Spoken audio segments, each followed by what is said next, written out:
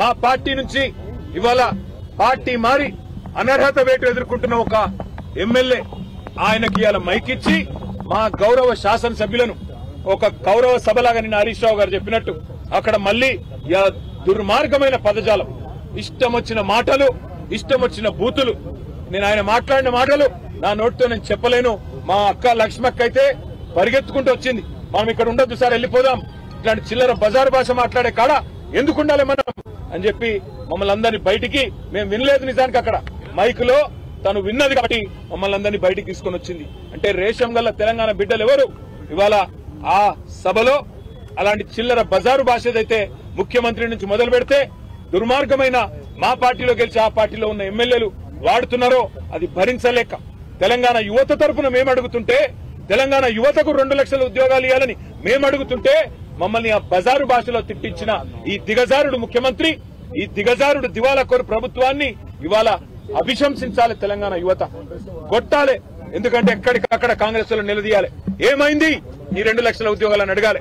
నేను అడుగుతా ఉన్నా, రాహుల్ గాంధీ దమ్ముంటే రా అశోక్ నగర్, దమ్ముంటే అశోక్ నగర్ కి రా, ఇక్కడికి వచ్చి చెప్పు నువ్వు ఇచ్చిన జాబ్ క్యాలెండర్ కరెక్ట్ అని చెప్పు. రేవంత్ రెడ్డి దమ్ముంటే రా, సెక్యూరిటీ లేకుండా నువ్వు మేమందరం వస్తాం, అశోక్ నగర్ కోదాంపా.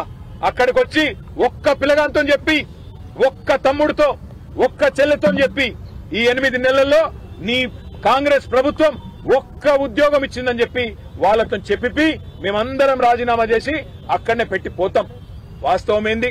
ఇప్పుడే పల్లా రాజేశ్వరరెడ్డి గారు చెప్పినట్టు మందికి పుట్టిన బిడ్డలు మా బిడ్డలు అని చెప్పుకుంటూ ఇవాళ కేసీఆర్ ప్రభుత్వం ఇచ్చిన 30-40 వేల ఉద్యోగాలు కాగితాలు మాత్రం నువ్విచ్చి ఇవాళ డ్రామా ఏదైతే ఆడుతున్నావో రేవంత్ రెడ్డి, నేను అందుకే అంటున్నా, నీది డ్రామా కాకపోతే, నీది అబద్దం కాకపోతే, నువ్వు ఇచ్చిన ఉద్యోగాలు నిజమే అయితే నువ్వు వస్తావా, నీ రాహుల్ గాంధీ వస్తాడా?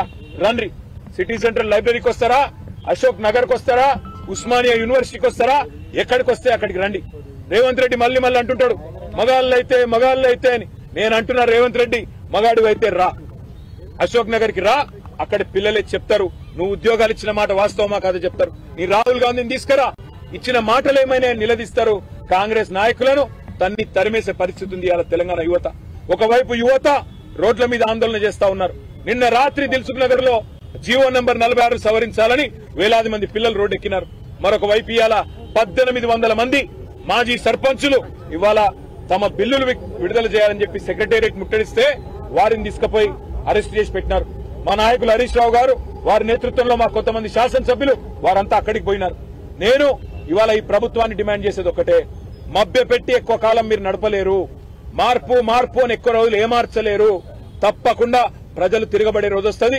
ముఖ్యంగా మీరు ఎవరితోనైతే గోక్కోకూడదో వాళ్లతో గోక్కుంటున్నారు, తెలంగాణ యువతతో, తెలంగాణ పిల్లలతో. మీకు తెలుసు 2 లక్షల ఉద్యోగాలు బోగస్ అని తెలుసు, మీరిచ్చిన జాబ్ క్యాలెండర్ బోగస్ అని తెలుసు. అయినా తెలిసి మళ్లీ పిల్లల్లో ఇవాళ ఉద్వేగాల్ని రెచ్చగొట్టే విధంగా లేని ఒక వాతావరణాన్ని నిర్మాణం చేసే ప్రయత్నం మీరు చేస్తా ఉన్నారు. మీ క్యాలెండర్ బోగస్, అందులో ఉద్యోగాలే లేవు, అందులో తారీఖులు తేదీలు తప్ప ఏమీ లేదు.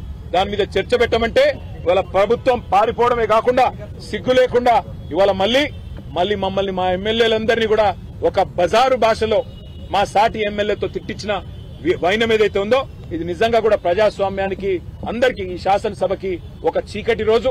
నిజంగా కూడా ఒక దుర్మార్గమైన పద్ధతుల్లో నిన్న మొన్న మా అక్కలను అవమానించారు. ఈ రోజు మొత్తంగా ఒక శాడిస్ట్ మాదిరిగా ముఖ్యమంత్రి ఇవాళ ఈ రకంగా పైశాచికానందం పొందుతూ, ఒక సభ్యుడు మమ్మల్ని అమ్మ అక్క అని తిడుతుంటే పైశాచికానందం పొందుతూ అందరినీ ఉసుగొల్పుతూ, ఆయన పక్క నిలబడండి పొండి అని ఉసిగొల్పుతూ ఒక శాడిస్ట్ ముఖ్యమంత్రి లాగా రేవంత్ రెడ్డి వ్యవహారం చేస్తా ఉన్నాడు.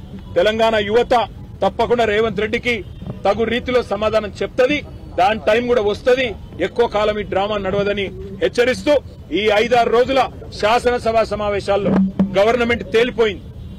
గవర్నమెంట్ లో విషయం లేదు, కేవలం ఊదరగొట్టే ఊకదంపుడు ఉపన్యాసాలు తప్ప ఏమీ లేదని తేలిపోయింది. కాబట్టి ఈ బజారు భాషతో మమ్మల్ని రెచ్చగొట్టి మంచిగా మాట్లాడుతుంటే కావాలని ఉసిగొల్పి ఇవాళ ప్రజల దృష్టి మరల్చే ఒక చీప్ టాక్టిక్స్. ఈయన చీఫ్ మినిస్టర్ కాదు, చీఫ్ మినిస్టర్. ఒక చీఫ్ మినిస్టర్ గా రేవంత్ రెడ్డి ఒక శాడిస్ట్ ముఖ్యమంత్రిగా పైశాచిక ఆనందం పొందుతున్న ఒక ముఖ్యమంత్రిగా ఇక్కడ ఆడబిడ్డలను అవమానిస్తూ అదేవిధంగా ఎమ్మెల్యేలని బూతులు తిట్టిస్తూ ఇష్టం వచ్చినట్టు ఇవాళ ప్రభుత్వాన్ని నడుపుతా ఉన్నారు, శాసనసభను నడుపుతా ఉన్నారు. అందుకే మేమందరం అక్కడ నిరసన చెప్పి బయలుదేరి ఇక్కడికి వచ్చి గన్ పార్క్ దగ్గర మా గౌరవ శాసన మండలి శాసనసభ్యులు మా ప్రతిపక్ష నాయకులు శాసన మండలిలో మధుసూదనాచారి గారు మేమందరం కూడా ఇక్కడికి వచ్చి గన్ పార్క్ దగ్గర మా నిరసన చెప్తా ఉన్నాం. ఈ ప్రభుత్వం